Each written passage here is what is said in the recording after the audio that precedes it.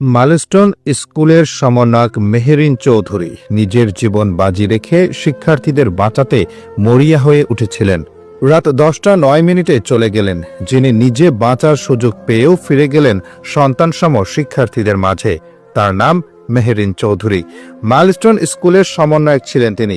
ভবনের ভেতরে আগুন লাগার পর যখন চারদিকে হাহাকার, চিৎকার আর দৌড়াদৌড়ি, তখন তিনি চাইলে নেমে যেতে পারতেন নিরাপদ নিচে, চাইলে বাঁচাতে পারতেন নিজেকে, কিন্তু না, তিনি ছুটলেন উপরের ক্লাসরুমের দিকে, কারণ তার সন্তানের মতো শিক্ষার্থীরা তখনও আটকে ছিল ভিতরে। একজন দুজন নয়, প্রত্যক্ষদর্শীরা বলছেন অন্তত 20 জন শিক্ষার্থীকে বের করে এনেছেন তিনি। প্রত্যেকটা দরজা খুলেছেন, প্রত্যেকটা কণ্ঠ চেনার চেষ্টা করেছেন, আর যখন নিশ্চিত হয়েছেন কেউ আর বাকি নেই, তখনই হয়তো বুঝলেন নিজের শরীরেই আগুন লেগে গেছে।